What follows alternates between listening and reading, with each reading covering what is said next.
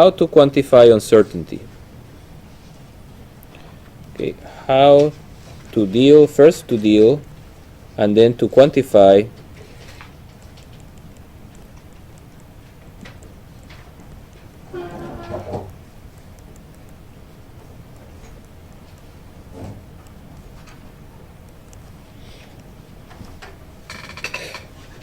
an uncertainty. Basically, in the same Snowbit case that we were doing, what could be uncertain there at an early phase? You still haven't, maybe you have drilled a few wells, but you still haven't, it's still not, it's not a system producing, a producing system. So what kind of uncertainties can you have in Snowbit? For example, in the Snowbit, in Snowbit.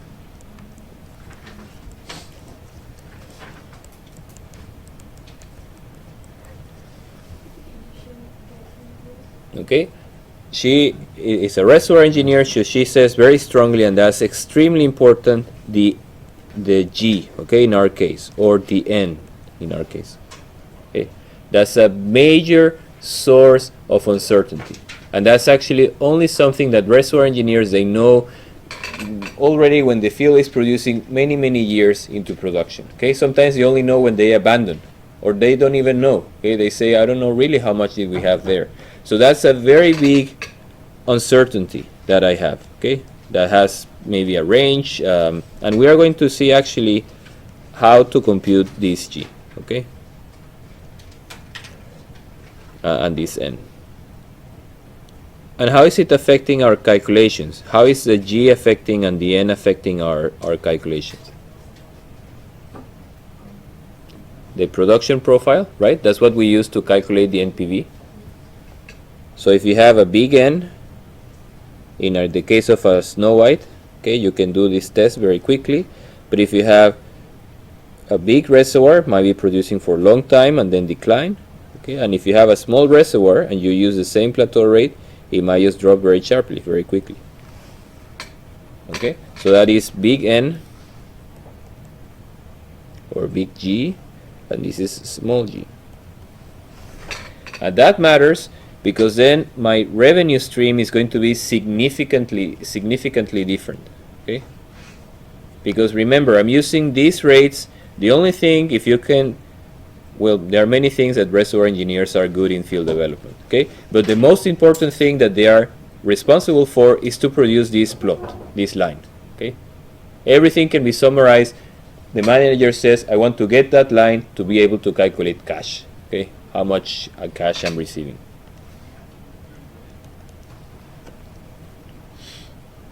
Okay, I have G, for example. I can have uncertainty a bit on the productivity index. Okay, I can have, in our case, was, the inflow equation was CR PR squared minus PWS squared to the power of N. So I can have some uncertainty related to this C. Okay, maybe I made one test, I tested the well, and I say, well, it has that C, very good production. But you go some other place outside in the field, and maybe there are some shale layers, it's a bit more tighter sand, so then you don't get the C that you measured initially. Okay, there is one thing that I think we mentioned it briefly. It's called the uptime, right? It's the number of productive days that I have during the year, and I told you it's like, can be something between 90 or 100% if I don't have any stops, but it's the number of days, producing days in the year, okay, divided by, sometimes I say divided by 365, the number of total days in the year. Okay, so if let's say I have a lot of issues, I have to shut down production, I have to do intervention in wells frequently, that uptime will go down. Okay, I might have, let's say, 10 days, 20 days, I have to do simply maintenance and fixing on the field. Okay, while if I have a very efficient system, I can simply push that to 100. So this guy costs additional OPEX, okay, operational expenditures, which are not that important, you'll say, because they are discounted towards, they are important to abandon the field. Okay, if I have a lot of problems, people say just get rid of that field, okay, or because I'm not making enough money. But the main cost is cut in production. Okay, which causes a cut in revenue. And if you make the calculation, that's really a major effect compared to the OPEX. If I stop production for 5 days and I say, well, it costed so many millions to fix these wells, to do intervention in these wells, it's not actually comparable if you compare it to the loss of production that you're losing because you are not producing for 5 days. Okay, cut in revenue.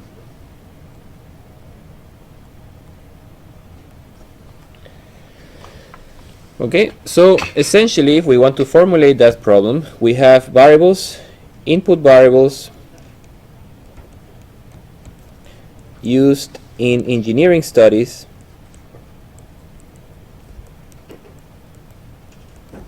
in field development, okay, are highly uncertain. Okay, like Alpita was mentioning before, porosity, for example, you don't know, you don't have a unique value, which is simply have a minimum and a maximum, and I don't really know. I know that these are the variation, and I know there is one value which is like the average, but I don't know really how it's changing between these two numbers. Okay.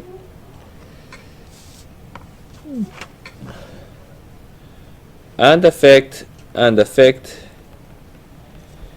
the value of KPIs, okay, key performance indicators that are used to discriminate different development alternatives and choose and select development alternatives.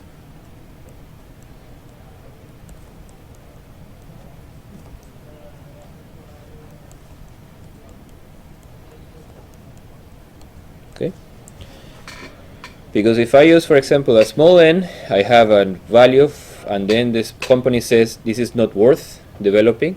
But if I use a big value, then people say, oh, this is a very attractive project, I can develop it. And it's difficult. You have to be able, what we want to do uncertainty evaluation is in a way that it doesn't depend on the person making the calculation. Okay.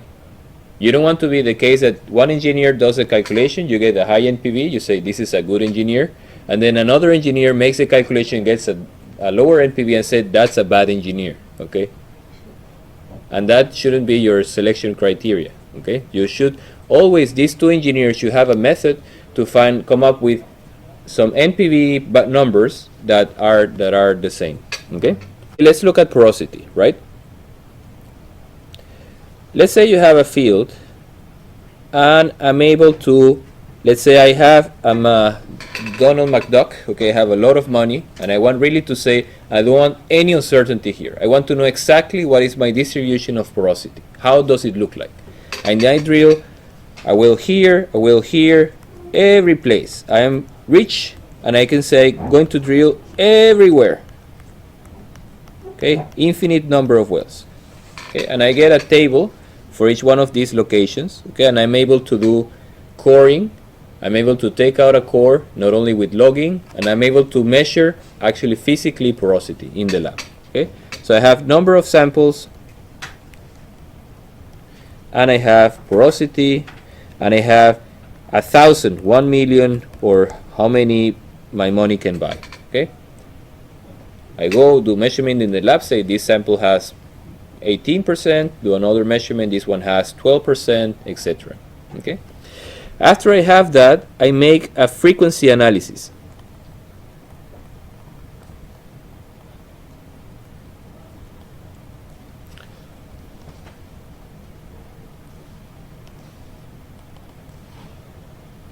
Okay. Frequency analysis simply have two steps to make the frequency analysis. First, I have to create beans. Okay. And that means, for example, I have to create porosity 1, porosity 2, 3, and 4. Okay, some number between the minimum and the maximum. And you decide how many beans you want to create. Okay, and then you start sorting all of these samples in each bean. Okay, for example, if I take a sample phi is between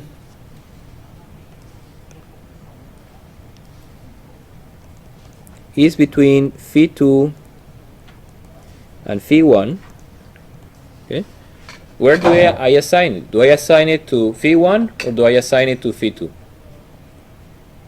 I have different ways, okay, to assign it. But in this case, I could say if phi 1 is less than phi 2 minus phi 1 divided by 2 plus phi 1, okay, that means exactly in the center of the interval. If it's less than that, it should be assigned to phi 1. It will be counted as part of phi 1.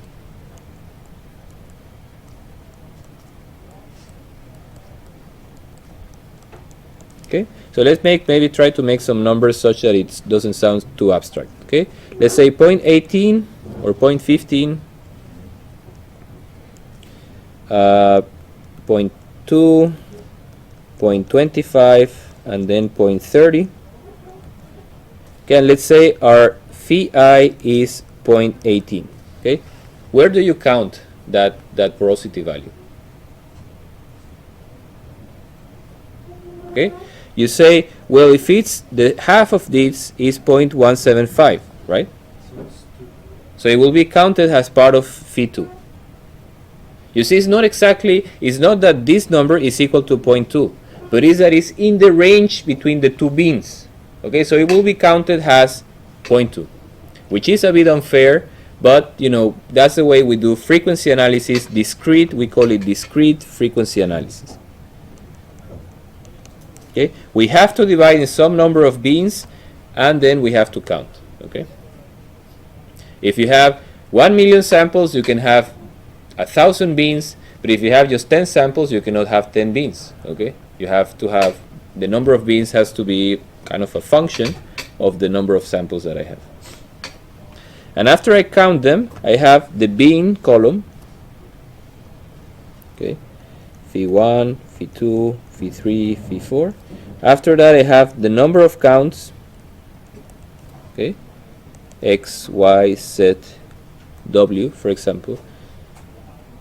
Okay, and that's typically what I report. Okay, that will be like a frequency diagram. I plot here in the x-axis, I plot the number of counts, and here I plot the value of the variable.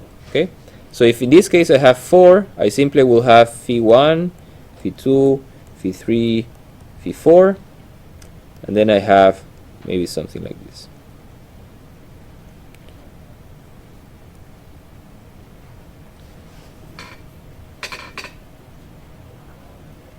Okay, there is another way I can try. I can make another column, which is called the relative frequency. Okay, so here I have the total number of counts, total number of n. Okay, and then I say relative frequency will be x divided by n, y divided by n, z divided by n, and w divided by n. And it tells you that from all the samples you have, from that 1 million sample, 20% had this porosity. Okay, or let's say 15% had this porosity. That's what this relative frequency is telling you.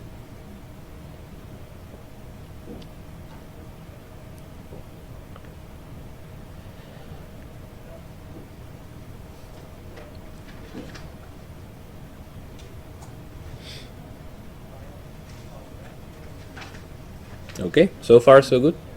Yeah. Okay.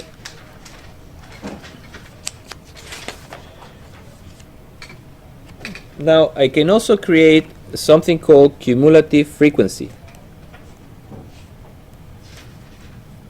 Another column called cumulative frequency. And this one, I can build it in two ways. So the cumulative frequency is x over n. This one will be y over n plus x over n, and this one will be y over n plus x over n plus z over n, and this one will be all of them, x plus y plus z plus w divided by n, which is going to give you 1, right? Because that's the total number of samples. This guy will give you simply 1. So we know what this column indicates. We know what this column indicates, but what does this column say? What does this column indicate? Or if I plot it, how will it look like?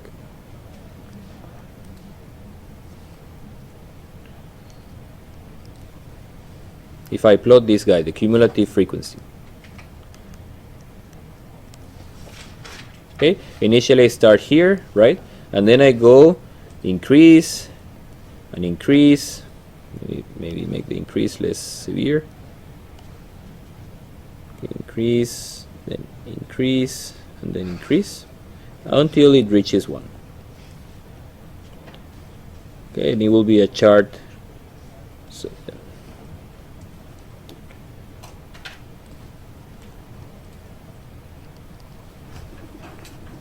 okay, so what is this chart telling me? So this is telling you that if, for example, here I have a number between 0 and 1, a fraction, this is 0, okay, and here I have x%, okay, then I go to the right, knock it on the curve, and then I go down and I read here, this will be a value of phi porosity star. This is indicating that there is, from all the population studied, x, a fraction of x, or you can also say x% of that population that you studied, is going to have a porosity equal to phi star or less than that, because this number includes the sum from all the small phis, okay, from all the phis smaller than phi star, the small phi all the way to phi star. Okay, sometimes you also make the inverse cumulative frequency, in which you sum from bottom up. Okay, so this guy will be, let me just remove this guy from here. So this guy will be W over N. This one will be W plus Z over N. This one will be W plus Z plus Y over N. And this one will be X plus Y plus Z plus W over N. Okay, and this guy again will be 1. And when I plot it, the inverse cumulative frequency, it looks like that. Okay. Inverse cumulative frequency diagram. And here you have phi 4, phi 3, phi 2, and phi 1. Okay. And this number again here will be just 1. So now the way you read this chart, okay, where you have the inverse of the cumulative frequency versus porosity, is that let's do the same as we did with the previous one. We have a value from 0 to 1, and we take a value x% or x fraction x of the population, and then we go knock it on the curve, and then we read the value of porosity star. So what we can say here is that there is this fraction of the population, or this percent of the population, in this case it's like 50% of the population, that has porosities that are equal to phi star or higher. Okay, because now this is the way I have been doing my sum. The sum is going from the highest all the way to the lowest porosity. So I say there is this fraction, 50%, 30%, 40% of the population that has porosity values equal to phi star or higher. And you can calculate also, you can determine with the difference between that and 1. Okay, let's say here you obtain, this is 50%, has a size equal to phi star or bigger, but also you can know that there is 50% that have a size equal to phi star or lower. Okay, because the rest, of course, have to be porosities. The rest of the population has to fall in porosities that are smaller than phi star. How do we do this counting in Excel? Because we don't have to do it manually. Many programs already have the counting and classification of each result automated. Okay, so I've given here a variable that has been measured, and the values are, these are the values of that variable. They don't have anything to do with any petroleum engineering, just maybe might be I don't know, cost of a burger in different places in the world, McDonald's burger, okay, and you want to make a frequency analysis of this data. So one way, you have to define first the beans, okay, because that's what we have done here. We define the beans, and then from there we counted and classify each value in each bean, okay. One way to do that, you can say just first to find the minimum and the maximum of the values of the variable. For that you can use this operator, max,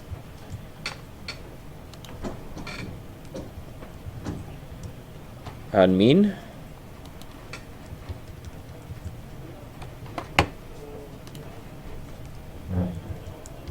Okay, and the beans, I say, for example, they are going from the minimum, and I want to get to the maximum, and I have to define like a delta step to make these beans, okay, if I want to make it uniformly distributed. So I say delta, okay, maybe we can say a bit better, number of beans. How many beans should we use here? Let's say maybe 3 or 4, okay, and the delta then would be the minimum, the maximum minus the minimum, because I want them uniformly distributed. And then if the beans are 4, I have to divide by the number of beans, right, minus 1, because I have to divide by the number of intervals, okay. 1 is the beans, that are the points, and I have to divide by the number of intervals. Okay, that gives me 3, and then I say start from the minimum, and then simply say the next one will be the minimum plus the delta, okay, or the previous plus the delta, okay. I end up with 4 beans, but you can change. If you change here to, maybe you want to have 5 now, I simply have to drag it 1 more, and now you will have 5 beans. Okay, so that's a way you can generate your beans any way you want, but they should be uniform distributed, not a crazy distribution. And so this is a good way to do it. You define number of beans, you define a delta, maximum and minimum divided by the number of intervals, which is the number of beans minus 1, and then simply you start with the minimum and then you sum to the previous, the delta. Okay, now to count, okay, number of counts. To count, I have to use a function called frequency, so that I have to take all these, because the function is outputting the number of counts in this column, okay. So that's why I have to pick all of them, because it spits all of them at the same time, okay. And then I call the function that is called frequency. I don't know if frequency will be here, but I think it's in the math, or maybe it's statistics. Frequency, okay, it's this one, frequency, and you see it's applied to all of those, so be aware of that. So then you say the data that I have, so you have to select this data, and then the beans that you have. How are you going to classify that data? So you select these guys, this vector, so these are the data vector, these are the beans vector, and then to apply this function, don't press simply enter, because it's like a matrix function, it's spitting a lot of numbers. So then you have to use Control Shift Enter, okay, Control Shift Enter, okay, all of them, keep them pressed, Control Shift Enter, and that counted how many should be classified in 1. It said 4, okay, between 1 and half of 3.25, how much should be classified in 3.25, which is in between these two and in between these two, and so forth. Okay, so let me just that you know how to make this frequency analysis in Excel. And you see the function has some brackets before, and that's saying that it's like a matrix function. It's like a vector function. Okay, it's not simply evaluating on a cell, but it's actually spitting a lot of values at the same time.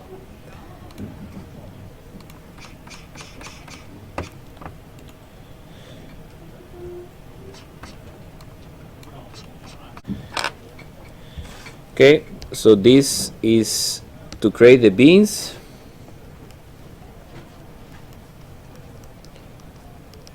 Find the maximum, find the minimum, then define number of beans and calculate a delta,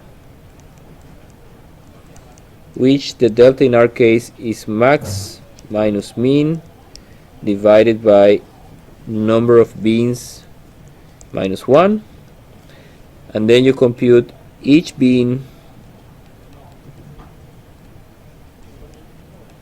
has bean I will be equal to bean I minus 1 plus delta.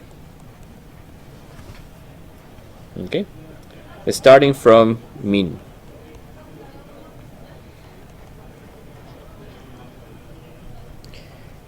Being 0 will be equal to the mean. So to apply frequency function, to apply the frequency function, okay, you have to use control, and then you have to say shift, okay, and then you have to click enter. Okay, but I will say in sequence. Okay, and leave it pressed.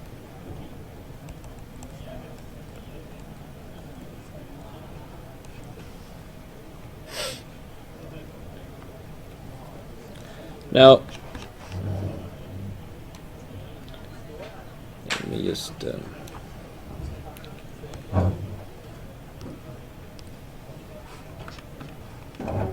okay, that clear? Selecting beings, it's a bit tricky. Okay, selecting beings must take into account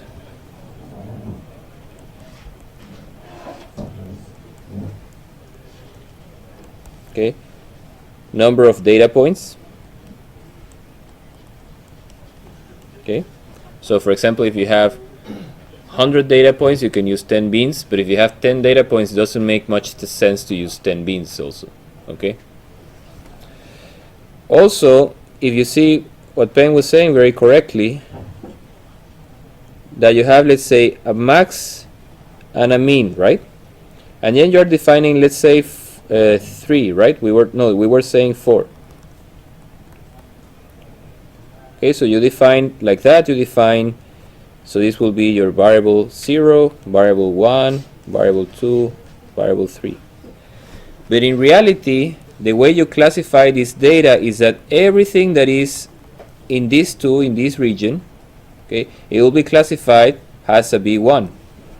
Okay, and everything that you have in this region, it will be classified as a V2, and everything that you have in this region will be classified as B3, and here in B0. So you see that the beans, they are not exactly symmetric. Be careful with how the count is made. Okay, be careful how the frequency is accounted for. Here I have made like an interval. It's in between these two numbers, but I can have some counting methods that they use. For example, this is B0, B1, B2, and B3. I have 3 beans.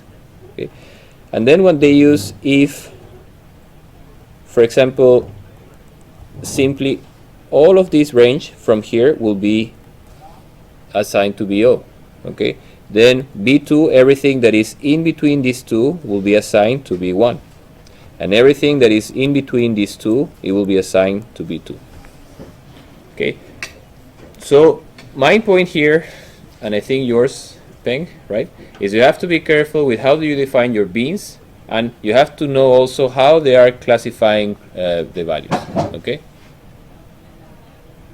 In our case, we're not going too much into that. We are simply assuming, so using, this is a simple example to tell you how do you define the beans, okay, and you have to be careful with how many beans you use, and you have to be careful with the counting algorithm. So I will recommend you go to frequency, search for this function in Excel and see exactly how it works, okay. Now, what happens if we don't have measurements, okay? What happens if there are no measurements?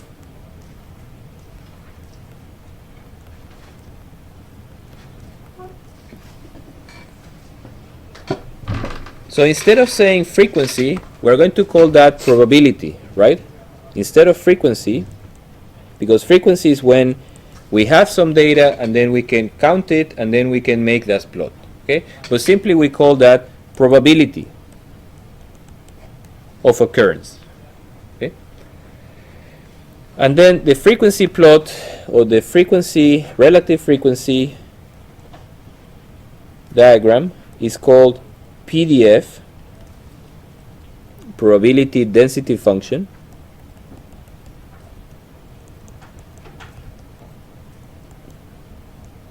Okay.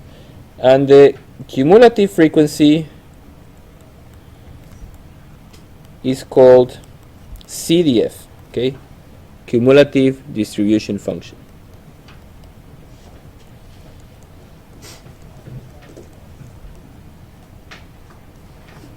But it's indicating exactly the same thing that we were saying here. What is, now instead of, from all the samples that I have, how many samples fall here, you say, what is the probability that from all the samples that I have, how many will I have in phi1? Or how many will I have in phi2? Okay? Because it's not something that I have measured, but it's something that I'm guessing. I don't know really the probability. Okay, so now I ask you, what happens if I have no idea? Okay, if I have no idea about a variable, okay, let's say I'm in the same field, but now I'm a poor guy, okay, I don't want to drill too many wells, and they ask me, without knowing anything, what do you think is the probability of the porosity? How it will look like, the PDF of the porosity? Okay, let's say poor boy, okay, and they ask you the PDF of phi, okay, how it's going to look like. From my reservoir engineer guys, okay, what is the minimum porosity you can get anywhere in the world? You don't know anything about this field. The minimum porosity that has been ever measured in any field in the world. 5%, maybe. Okay, so you say you don't know anything, right? But you say phi minimum is 5%. Okay, and what is the maximum porosity? Okay, let's say 30%. Okay, phi max. And then you don't know anything about the field, nothing, no idea, nothing. So you say simply all of them have the same. You don't know where it's located. If it's in the U.S. a shale, if it's in, you know, in Colombia that has 5 darcies, 15 darcies, you don't know anything. So what you say, you assign simply all of them have, because you don't have any more information, all of them have the same probability of occurrence.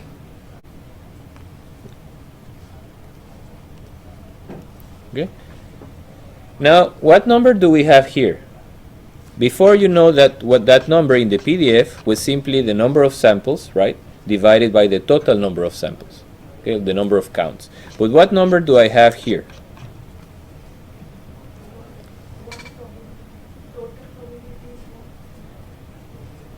Here is a slightly different, right? Because we are saying we can take any value. This is what we call not discrete, but we call it continuous probability.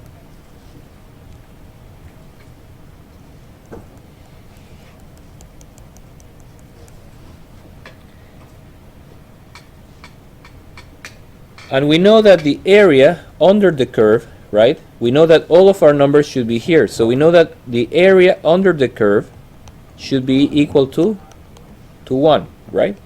So we say the area is equal to phi max minus phi mean, okay, or the value of the variable, times this number, right? This probability, this P1. And that should be equal to 1, and that tells you phi max minus that the probability of 1 is 1 over phi max minus phi mean.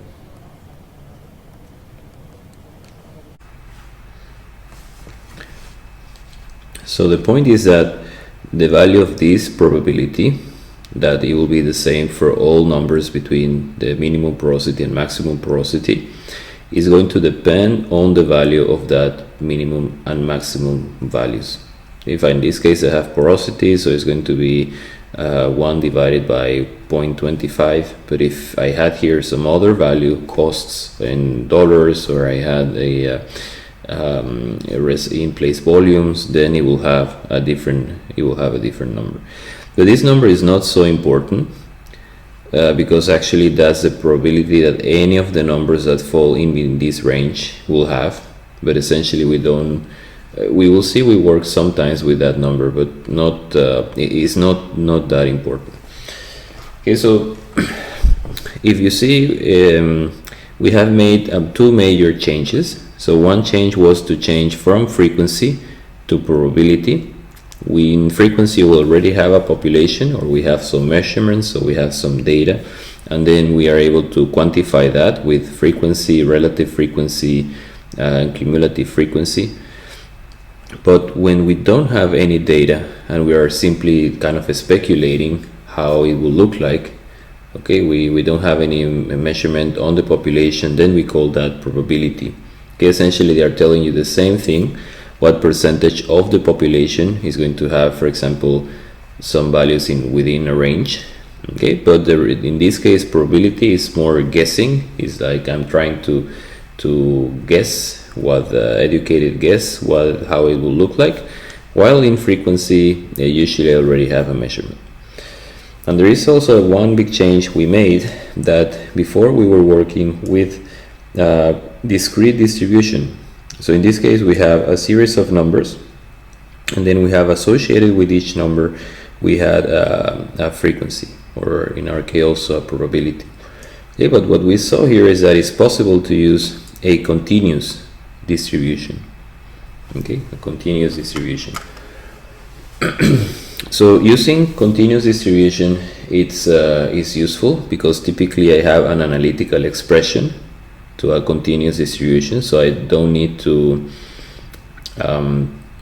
in this case, if I were going to use this distribution further, or if I was going to use this further, I need to carry these 4 values, okay, these 4 pairs of values.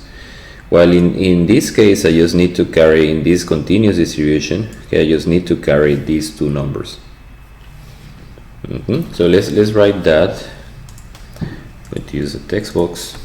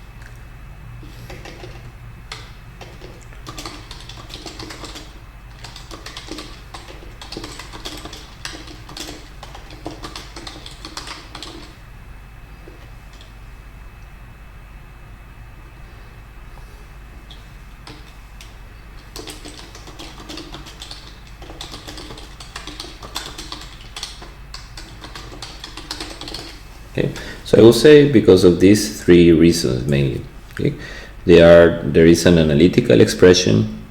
There are only few values I need to define the distribution, like in this case minimum and maximum, and typically I don't have actually any data to determine this, instead of define, to determine a discrete distribution. Okay, so I can yeah. And historically in field development, there are parameters that, not historically but due to experience, people know that they exhibit some particular distribution. Okay, so let's put another text box.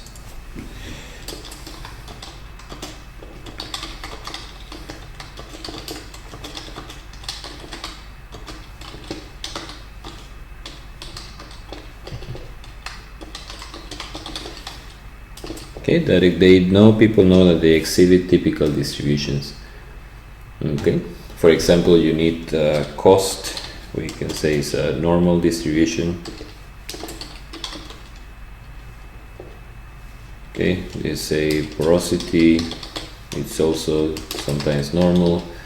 You have a initial oil or gas in place, and this is log normal. Okay, so like in this case, let's talk about, for example, the normal distribution. Can we pull out the article from Wikipedia, and you have, this is the equation for the probability density function, and this is the one for the cumulative distribution function, and you see it depends on x. In this case will be the variable, will be porosity, but it depends on two numbers. Okay, the mean, okay, and the standard deviation.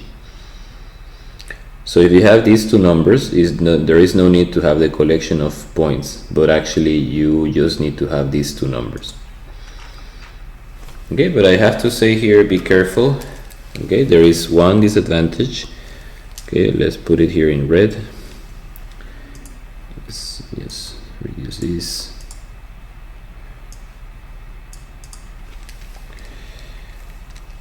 Okay, so you see here already part of the advantage. If you had a cost number that you're not sure how it is, you can assume simply it's normally distributed. So you have a mean, which maybe is the one that you have, the base case value, but then you know that you have some standard deviation of some magnitude, plus minus 20%, for example, of the mean, or 40% of the mean, and that already allows you, these two numbers allows you to define the uncertainty distribution of that parameter in a continuous way. Okay, but I have to say a warning. Okay, here many continuous distributions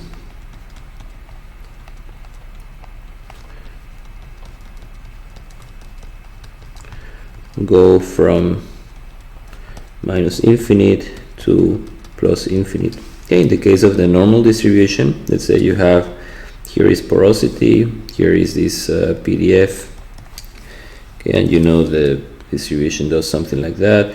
That actually is going to go all the way to plus infinite, so it's going all the way to minus infinite. You know that the area under the curve is going to be 1. Okay, is the integral, the area under the curve is going to be 1. But this creates a bit of a problem if you're using PDF which are big. Okay, let's say you want to know some probability and then see the value. This is going to give you physical values, but if you take a value which is very, very low of probability, then you end up with values that are not physical. Okay, here you get a phi that is non-physical. Okay, so you have to be careful.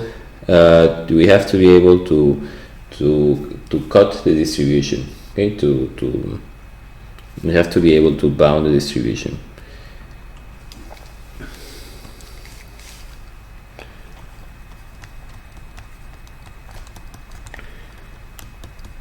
It's very useful, but we have some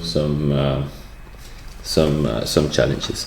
So we're going to now towards the end of this lecture, but we are going to talk about two processes. So one of them is you have a discrete distribution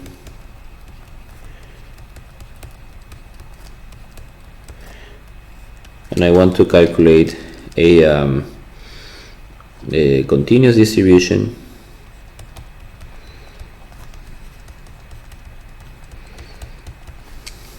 Okay, and sometimes it's very simple. Okay, like for example in this case, if I have a series of data, okay, let's say I have porosity, and I have porosity 1, porosity 2, I have a series of porosity values, then I could calculate the mean, okay, and then I could calculate this the standard deviation. Okay, and with those two I could have like a normal, I have the parameters of the normal distribution. Okay, this gives me, these two numbers give the parameters of a normal distribution.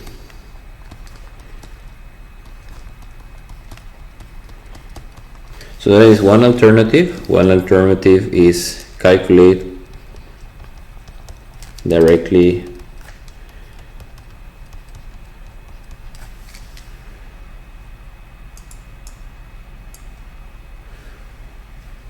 what is that?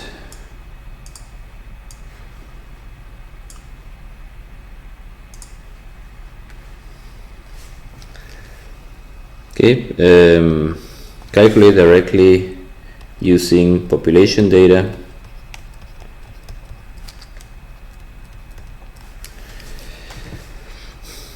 Okay, so simply I take my population, I compute these two numbers, and these will be approximately the parameters of a normal distribution. Another approach I can take is to tune the continuous distribution parameters in the continuous distribution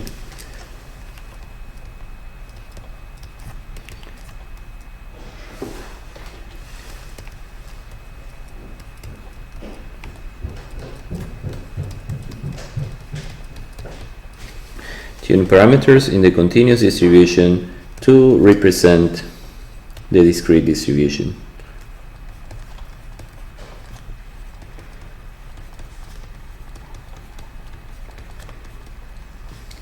Okay, and I like to show this process with the CDF. Okay, so you have your continuous distribution function, and here you have the value of porosity. Okay, and let's say it has a behavior. You go from a minimum all the way. We know how it looks like. It looks something like that. That will be the discrete. Okay, and this goes all the way to 1. And then we have another distribution we want to tune. Let's say it's a log normal. A normal. Sorry, this will be a normal distribution. Okay, and then I change the values of that normal distribution. That will be these two. Let's see if it copies correctly or not.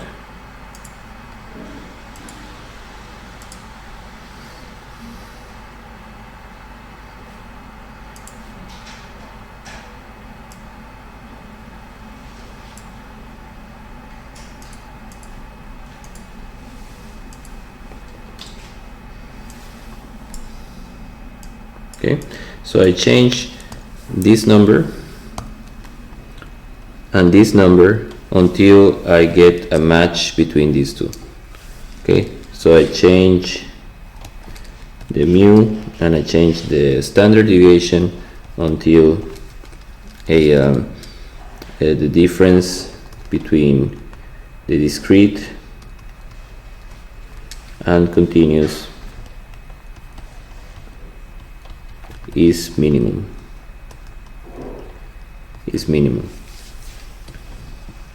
Okay, so that's one way. Two ways I can do it. If I have one simple distribution, for example, I know that it's going to be a uniform distribution like this one. Okay, then I simply need the small number and the high number. If I'm going to tune, for example, to a normal distribution, then I can just calculate directly from the population the mean and the standard deviation. Okay, or another way is that I tune the parameters in the continuous distribution to represent the discrete distribution, and that typically one way to do it is to use the CDF. So you plot the two CDF, you create a difference between the discrete and the continuous distribution, and then you try to minimize that difference by changing the parameters of the continuous distribution. So let's make an example so it won't be so abstract. So in the Karish-Tanin field development plan, you have in page 180, you have a distribution, you have a PDF of porosity, okay, taken from well logs. So this is this red curve here, and you see it's not exactly a normal distribution because it's a bit skewed to the right, but let's assume it behaves like a normal distribution. Okay, so I have taken these numbers and I put them in Excel. They are here to the right, so I calculate the PDF I read, and then I have the CDF. This is the discrete distribution. Okay. Then I'm going to estimate, and it looks like that. Okay, you have the cumulative and you have the PDF. I'm not plotting with bars, okay, I'm plotting with points, but in reality it should be bars.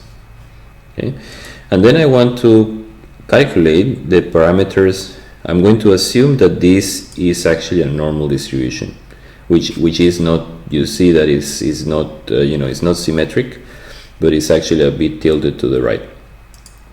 So what I'm going to say is that I calculate a normal distribution.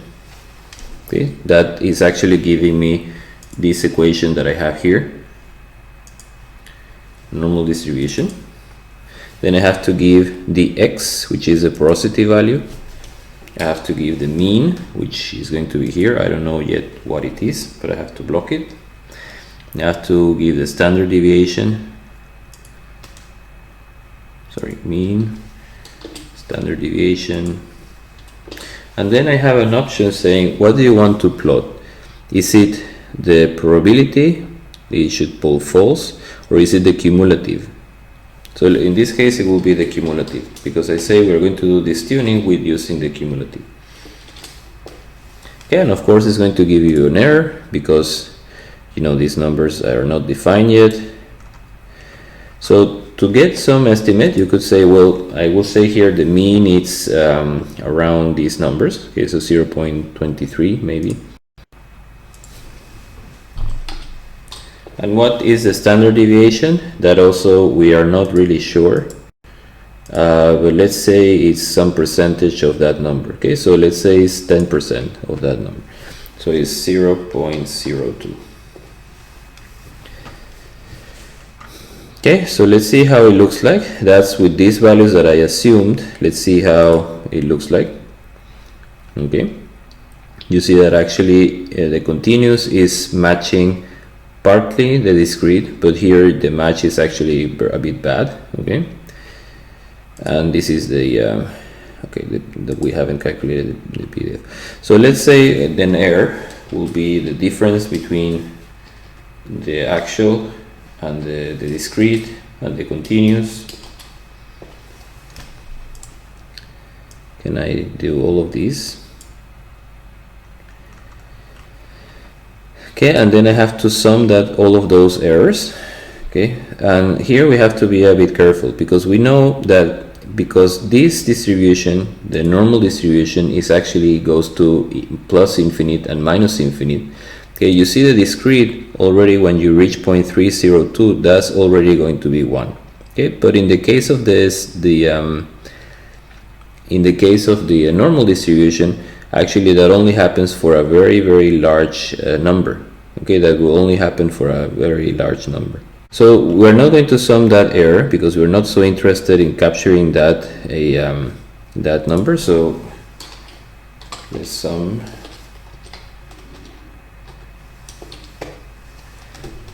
Okay, and then we say, well, we are going to use now the solver, and the solver we're going to say, please minimize this number or take it to a value of 0. Okay, I just square it, but take to a value of 0 by changing these two numbers, the mean and the standard deviation.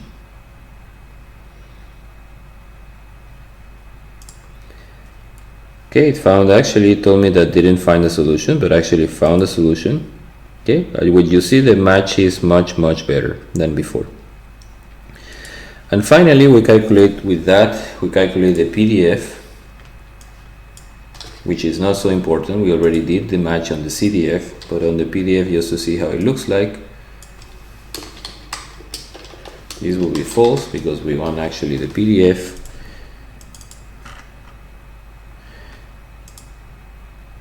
Okay, and you see this was the original, the discrete, and this is now the continuous, and you see the discrete is being plotted to the left. The sum of all of these numbers should give you, here I should have one more decimal point.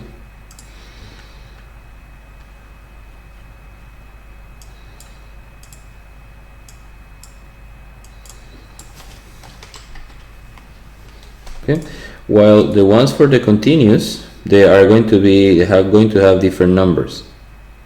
Okay, because the range here is so small that simply you have to integrate all of these numbers, and these are big numbers, and that is going to still give you equal to 1.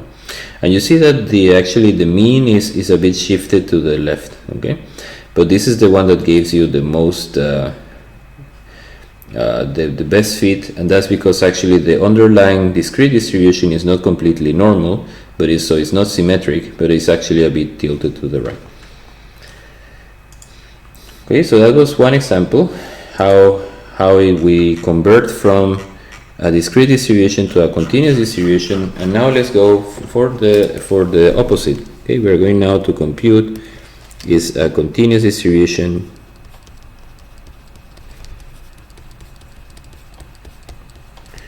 to a discrete distribution.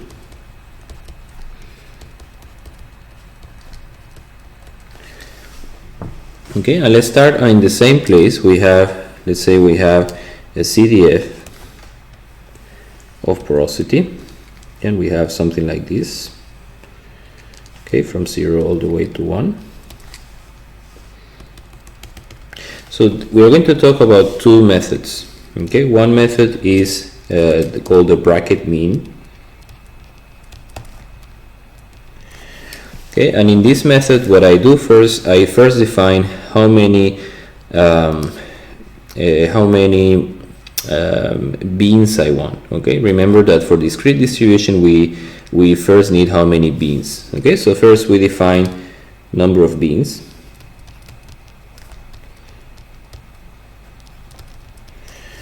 Okay, and I mark them actually on the CDF. Okay, so for example, if I want beans and define the probability of those beans,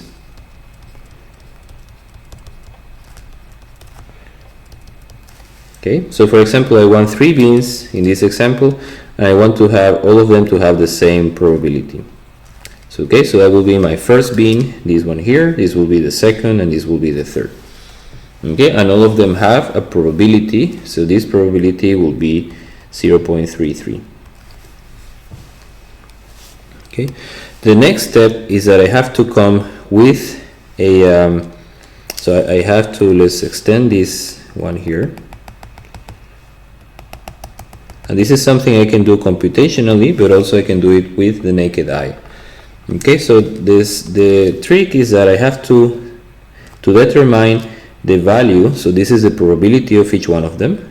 Okay, so here I define the probability in a table, and then the value. Okay, so this will be 0.33, 0.33, and 0.33. Okay, but then to find the value of the porosity in this case, I have actually to find a vertical line here that splits this area and this area to be equal. Okay, let me just put it in different color so it will be clear. And I will put it here. This will be phi 1, for example. Okay, so is to find phi 1 such that the area, this one, is equal to this area.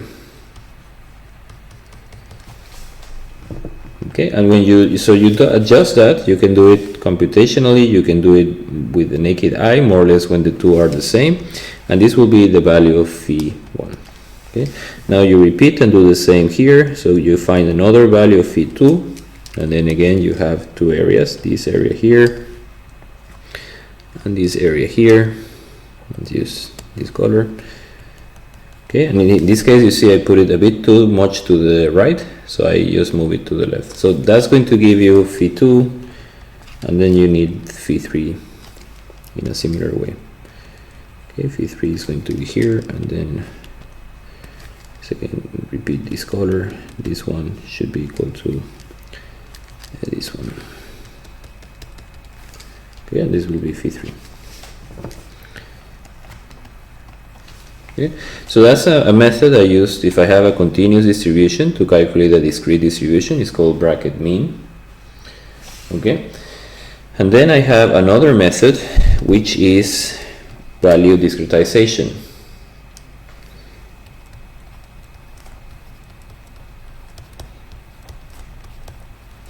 And value discretization is actually using the PDF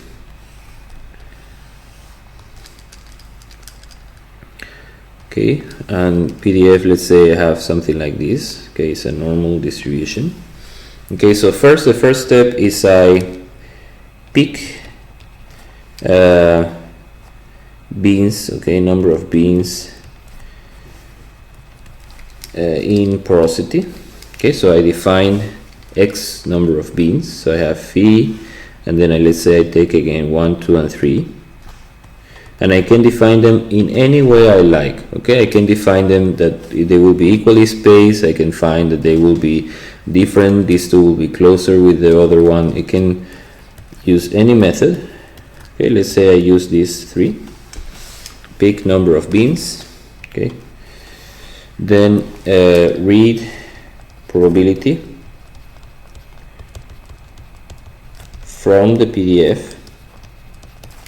Okay, so I go up, knock the probability, and I read the probability of the 3.